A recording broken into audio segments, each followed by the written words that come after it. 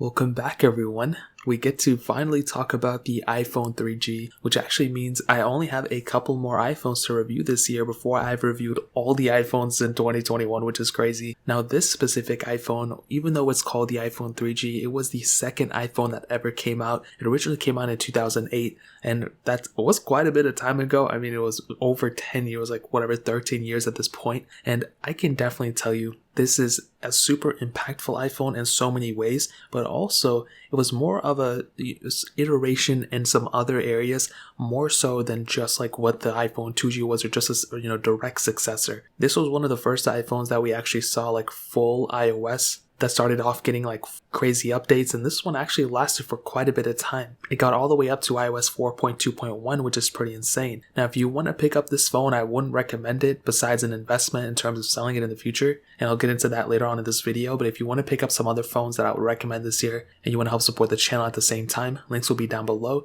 but you can also get them from cheapphones.co, which is my website. Either or, you can help support the channel at the same time. Now, on the front of this phone, we had that 3.5-inch TFT panel, so it really wasn't even that bad of a panel, if I'm being honest. It definitely is dated when you look at the front of it and the home button and all that. It definitely is a dated design. It does not look brand new, but again, it is what it is. There's nothing we can do about it. But I think for sure, going from the first iPhone to the second one, the front is one of those things that didn't really change too much, and I think that's okay. Like I said, I'm not really freaking out about it too much, but it is very interesting to see, like, when you think of an old iPhone, you think of this phone. You don't think of like an iPhone 6 necessarily. I'm sure a lot of people won't think about that. You kind of, like, when I think of an old iPhone, I think of this, even though I do consider like an iPhone 6 to be kind of old.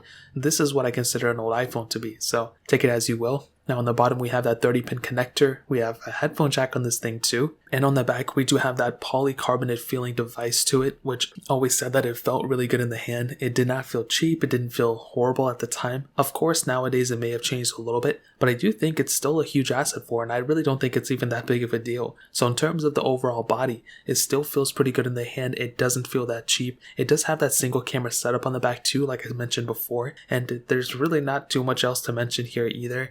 I don't even think there was it was a 2 megapixel camera. I thought at first there wasn't a megapixel count, so that's a pretty okay camera, I'm sure, at the time. But to kind of keep you in check, this phone came out in 2008, so that was quite a bit of time ago, and at that time there were a lot of phones that didn't even have cameras in their specific body, so that's a pretty big thing to keep in mind. And it's crazy to me because we eventually got the iPhone 4 2 generations after this, and that phone was a crazy huge improvement in the overall iPhone landscape, and every time I think about that phone, it's crazy. So the fact that the iPhone 3G was just like 2 generations before is pretty insane, and I think the camera on this thing is okay. Like, it's definitely not going to wow anybody, but the fact that it had a camera is pretty cool. I don't think it could do video, so you couldn't record any video on it. I don't remember which iPhone that brought, maybe the 3GS or the 4, but you cannot shoot any videos on this thing at the time, which again is kind of annoying, but there's nothing we can do about it. So in 2021, that is pretty much how this specific camera holds up, I would say, in this specific year. It's not that great. Obviously I wouldn't recommend anyone using it. You can't even shoot videos on it, but it's still, for that time, it was pretty impactful in my opinion. So in terms of the camera, that covers it up. Now software wise, this thing is outdated completely. It ended off with iOS 4, which I think is actually pretty insane. The fact that we even have a device in this house that even supports iOS 4 is pretty crazy. So you could go ahead and use this thing to whatever iOS 4 handled at the time, which I'm sure wasn't a crazy amount. But like I said before, it's so interesting to see how much of the similarities there are between the front and the home screen of this device and the home screens of our iPhone 12s.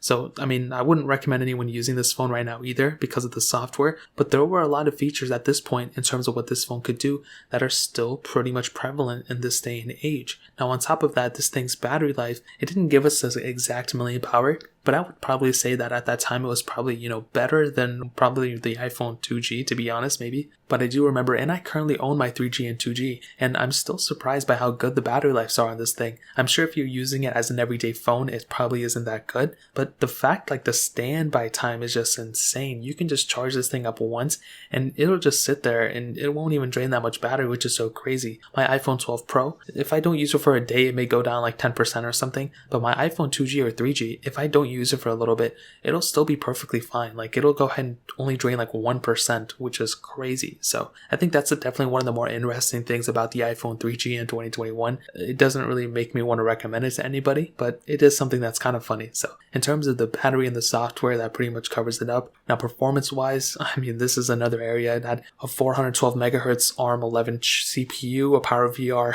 MBX GPU, and 128 megabytes of RAM. So take it as you will. I really don't think anybody's going to be using this phone anymore. But the crazy thing is that this was the flagship of that year. This was the iPhone that, Apple had to develop. They put time and people together to make this.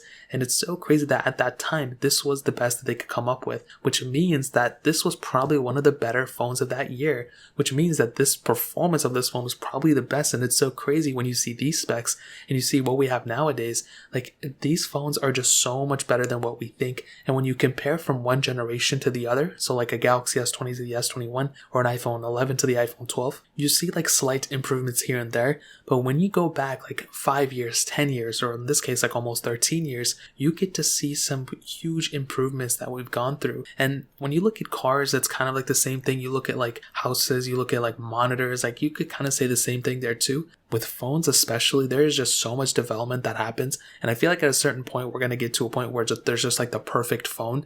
And then I feel like a majority of these manufacturers are going to have to switch over to accessories. But at this time, I would say going from the iPhone 2G to the 3G, maybe it was a big difference in terms of the body. It probably wasn't as crazy as most people think, but it's still a pretty impressive thing. Like I said before, the fact that this thing was even somewhat remotely fast at that time, it's pretty cool to me, and I love seeing that stuff. So in terms of performance, I guess that pretty much covers it up. And to kind of sum up this video and say answer the question, should you go and pick up an iPhone 3G in 2021? Well, this is what I'll tell you. I think the only reason you should buy an iPhone 3G in this year is to actually only go ahead and plan on reselling it in the future. If you do plan on reselling your iPhone 3G like in the next year or something like that, I would probably recommend keeping it, just because you can go ahead and get the price up a little bit in terms of an appreciation. So if you get an iPhone 3G that's sealed, even if it's not sealed, if it has some accessories, especially if it has the box, you can go and resell this thing probably in a couple of years, maybe when it hits that 15-year mark, or maybe like that 20-year mark if you want to keep it that long, and you can go ahead and make some really good money from this thing. People are already doing it with their iPhone 2Gs, with their 4Ss, some that are sealed,